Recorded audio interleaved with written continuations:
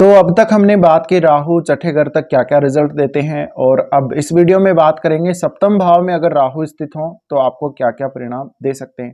वैसे तो मैंने काफ़ी बार सप्तम हाउस के राहु पर प्रकाश डाला है मेरे वीडियोस में, तो उन वीडियोस का भी मैं आपको लिंक दे दूंगा और ज़्यादातर मैं एक्सप्लेन कर चुका हूँ अभी तक। तो इस वीडियो में मैं कुछ आपको मेन पॉइंट बताने जा रहा हूँ और उन पॉइंट्स पर अगर आप फोकस करते हैं तो आपको काफ़ी कुछ जानने को मिलेगा। तो यहाँ पर देखिए सप्तम भाव में राहु यहाँ पर किसी भी राशि में हो ऑलमोस्ट आपके पर्सनल लाइफ के लिए यानी आपके खुद के लिए तो वो बहुत अच्छा होगा, बट यहाँ पर आपकी जो पार्टनरशिप है और जो आपकी मैरिड लाइफ है उसके लिए वो इतना अच्छा नहीं होगा। तो अगर आप आत्मनिर्भर बनना चाहते हैं, आप खुद के पैरों पर खड़ा होना चाहते हैं, ऐसा राहु आपको हमेशा हमेशा के लिए मदद करेगा और आप में वो इतनी सारी क्वालिटी देगा क्योंकि आपका वो लगन को देख रहा होता है सीधा सीधा। तो ऐसे में आप में बहुत सारी क्वालिटीज होंगी, बट आपके लगन में केतु होता है। तो केतु एक छाया ग्रह की तरह है और उसके पास अपना हेड नहीं है, यानी उसके पास सिर्फ और सिर्फ नीचे का जो बॉडी का पार्ट है वही है, उसके पास सिर नहीं है। तो ऐसे में आप अपनी जो भी आपकी क्वालिटी है, जो भी आपकी एबिलिटी है, उनको रिकॉग्नाइज करने में, उनको पहचानने में बहुत ज़्यादा परेशान हो सकते हैं। यानी आपको पता ही नहीं रहेगा कि आप में क्या क्या एबिलिटी है। तो आप में जो कुछ भी होगा उसके ऑपोजिट आप सोचेंगे। तो ऐसे जातकों में काफ़ी सारे स्किल्स हो सकते हैं, उनमें क्रिएटिव स्किल्स भी बहुत सारे हो सकते हैं और अक्सर ऐसे जातकों की पर्सनैलिटी बहुत ही ज़बरदस्त होती है। तो ये सामने वाले को यानी ऑपोजिट जो इनके लोग हैं यानी सेवंथ हाउस, उनको ये अट्रैक्ट करने में बहुत ज़्यादा माहिर होंगे। दूसरा सबसे बड़ा रीजन होगा इनकी पर्सनैलिटी और इनका कुछ ऐसा अट्रैक्शन होगा राहु की लगन पर दृष्टि पड़ने से कि ये अपने आप को वहाँ पर रोक नहीं पाएंगे। और राहु का जो यहाँ पर खेल चालू होता है वो मोस्टली आपके 20 या 20 की एज के बाद ही आपके जीवन में ज़्यादा राहु का रोल रहेगा। तो ऐसे में अभी यहाँ पर राहु अगर आपको बिजनेस करना हो, खुद का कोई बिजनेस करना हो, उसके लिए बहुत अच्छा है। और सप्तम का राहु आपको मैरिज के बाद आपको फॉरेन में सेटलमेंट होना या ऐसा कुछ भी दिखाता है। तो अगर आपका सप्तमेश का संबंध 12वें घर से बन रहा है, सप्तमेश का संबंध या फिर 12वें घर के स्वामी का संबंध बन रहा है आपके सप्तम भाव से, तो निश्चित रूप से आपको शादी के बाद फॉरेन में सेटल होना पड़ सकता है। या आपका जो पार्टनर होगा वो फॉरेनर भी हो सकता है या वो इंडियन होके भी फॉरेन में रहता होगा, ऐसा हो सकता है। इसी तरीके से सप्तम में राहु है तो ऐसे जातकों को कुछ ऐसे रिश्ते आ सकते हैं, फॉरेन कंट्री से कुछ रिश्ते आ सकते हैं उनको मैरिज के लिए।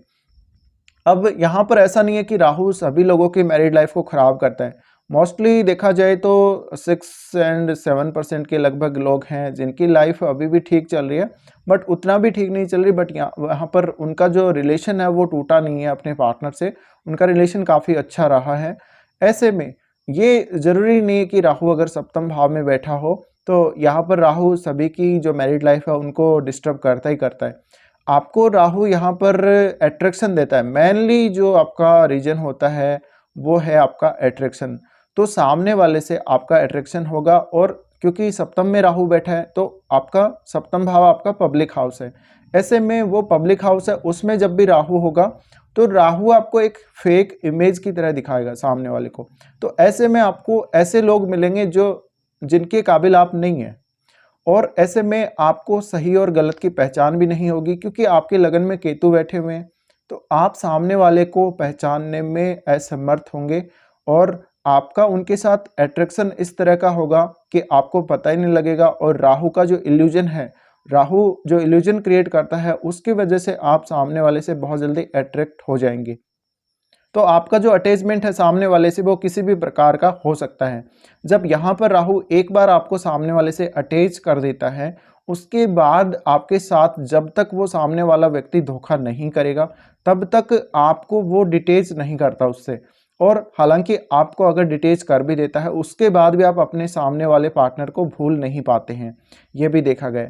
इसके साथ ही आपको ये होगा कि अगर मान लीजिए मैरिड लाइफ में दिक्कत आ रही है और मान लीजिए फर्स्ट मैरिज आपका डिवोर्स हो चुका है या टूट चुका है किसी भी रीजन की वजह से, तो ऐसे में आपका जो सेकंड मैरिज होगा वहाँ पर भी आप जब सेकंड मैरिज करने जा रहे हैं तो आपका अगर सामने वाले से अट्रैक्शन हो रहा है, आपका बहुत ज़्यादा इमोशनली आप एक दूसरे से कनेक्ट हो रहे हैं और सामने वाला अगर बड़ी बड़ी बातें कर रहा है आपके सामने, ऐसी बातें कर रहा है जो व्यवहारिक जीवन में सही साबित नहीं हो सकती, जो लागू ही नहीं हो सकती, और आपको बहुत ज़्यादा वो बहला रहा हो, तो वहाँ पर आपको बहुत ज़्यादा अलर्ट होने की ज़रूरत रहेगी।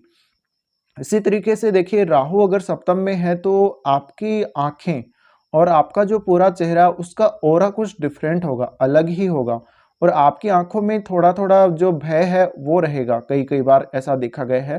तो ऐसी जातकों की जो पर्सनैलिटी है उसको हम देख भी सकते हैं, और अगर आपको किसी को भी ये पता हो कि इसके 7th हाउस में राहु है, तो उसका जो चेहरा होगा वो थोड़ा डिफरेंट होगा नॉर्मल लोगों से, और उनकी आँखों में हमेशा भय रहेगा। अगर आपका चंद्रमा या फिर आपका लग्नेश बहुत ज़्यादा वीक है ऐसी कंडीशन में, तो आपको वो जो भय है वो आपके चेहरे पे बहुत ज़्यादा दिखेगा।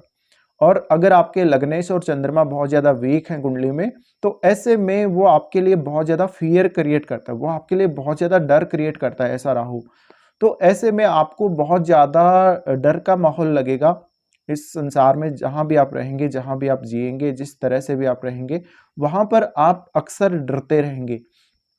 तो ऐसे लोगों को जो डरावने अनुभव हैं जीवन में बहुत ज़्यादा देखने को मिल सकते हैं। ऐसे लोगों को रात्रि को नींद में कुछ बुरे सपने आना, रात्रि में नींद के समय बहुत ज़्यादा डर लगना, और इनका रात्रि में अकेले नहीं सो पाना, अकेले नहीं रह पाना, इस प्रकार की जो दिक्कतें हैं इनको रहती हैं।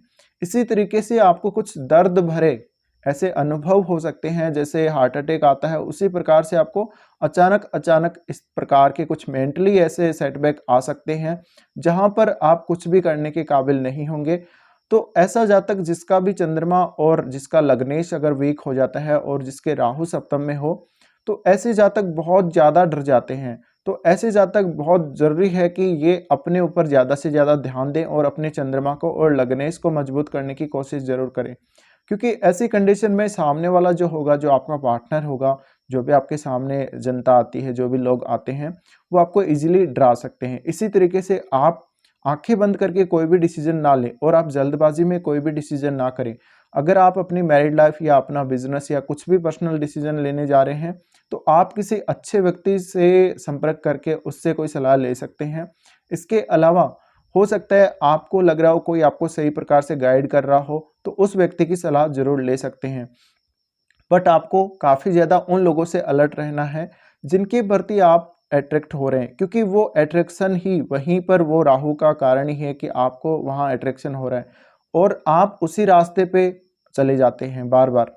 तो यहाँ पर कई बार ये भी देखा गया है कि आपको ये भी पता है कि सामने वाला सही नहीं है, सामने वाला गलत है, वो आपके साथ बुरा ही करेगा, पर फिर भी आप उसके प्रति बहुत ज़्यादा आसक्त रहते हैं। ये राहु का ही जो इल्यूजन है वो है। तो ऐसे में आप अपने सामने वाले पार्टनर के प्रति या जो भी आपके बिजनेस पार्टनर हो चाहे लाइफ पार्टनर हो, उसके प्रति बहुत ज़्यादा विनम्र हो जाते हैं। आप उसके दर्द को समझने लगते हैं, आप उसके प्रति बहुत ज़्यादा अच्छा व्यवहार दिखाते हैं, सब कुछ आप बढ़िया करते हैं। तो ऐसे में उसको मौका मिल जाता है आपको चीट करने का।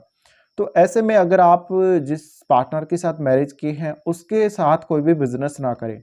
अगर आप उसके साथ बिज़नेस करते हैं, तो बिज़नेस में भी आपको काफ़ी ज़्यादा दिक्कत आ सकती है। तो मेनली यहाँ पर आपको फ़ोकस करना पड़ेगा कि एक तो अट्रैक्शन जो मेन रीज़न है आपका, अट्रैक्शन किसी से भी आपको हो रहा है, वहाँ पर आपको दूर हटना होगा। बट आप वहाँ से हट नहीं पाते क्योंकि राहु का अट्रैक्शन ही इस तरह का होता है कि वो आपको इमोशनली, फिज़िकली सब तरह से वो अटैच कर देता है सामने वाले से। तो आप अपने आप को वहाँ से नहीं हटा पाते और सामने वाला व्यक्ति पता नहीं उसकी क्या प्रवृत्ति होती है, वो आपको सिर्फ़ और सिर्फ़ डैमेज करता है। वो चाहे फिज़िकली डैमेज करे, चाहे आपको मेंटली डैमेज करे, किसी भी तरीके से करे। बट जब सही मौका आएगा, सब सही चांस आएगा आपका साथ देने का, वो आपका साथ देगा ही नहीं, वो दूर हट जाएगा। आप उसको कहीं पर मिलने को बोलेंगे, आप कोई काम उसको करने को बोलेंगे, वहाँ पर वो आपके लिए मौजूद नहीं रहेगा। तो ऐसे केसेस बहुत ज़्यादा देखे गए हैं। सबसे मेन पॉइंट है डिवोर्स होने के बाद या आप अलग होने के बाद आपके सेकंड मैरिज का। तो सेकंड मैरिज के लिए जिस पार्टनर को आप चुनने जा रहे हैं, उस पार्टनर में इस प्रकार की कोई भी गुण नहीं होने चाहिए। वो आपके लिए कितना अच्छा है, कितना अच्छा नहीं है, ये आपको विश्लेषण ज़रूर करना चाहिए। उसके बाद ही आपको सेकंड मैरिज के लिए आगे बढ़ना चाहिए। बहुत सारे केसेस में ये भी देखने को मिला है अभी तक कि सेकंड मैरिज भी आप जहाँ पर कर रहे हैं, वहाँ पर भी राहु का इफ़ेक्ट वैसा का वैसा ही है। तो अगर वैसा का वैसा ही, तो आपको फिर से चीटिंग होने की संभावना बनेगी। अदरवाइज़ अगर आप सही सेलेक्ट कर रहे हैं और आपका ऐसा कोई भी रीज़न नहीं है, ना तो आपका अट्रैक्शन है, आप बिल्कुल सही तरीके से सामने वाले के साथ बिल्कुल अच्छे रिलेशन में आप जा रहे हैं, तो वहाँ पर आपको दिक्कत नहीं होने वाली। बट अगर वही सारा कुछ खेल पहले जैसे ही हो रहा है, अगर रिपीट हो रहा है सब कुछ, तो आपको यहाँ पर अलर्ट होने की ज़रूरत बहुत ज़्यादा रहेगी। तो यहाँ पर आपको ये सारी चीज़ों का ध्यान रखना पड़ेगा। इसके साथ ही मेनली आपको अपना जो डर है वो भगाना पड़ेगा और सामने वाले को सही प्रकार से जज करने के लिए आपको समझना पड़ेगा। ब्लाइंडली कोई चीज़ को फॉलो करने लग जाते हैं तो उन चीज़ों को आपको अवॉइड करना होगा और एक बिल्कुल सही डिसीजन लेके आगे बढ़ना होगा, तभी आप इस परेशानी से निकल सकते हैं। फिलहाल ये वीडियो देखने के लिए धन्यवाद।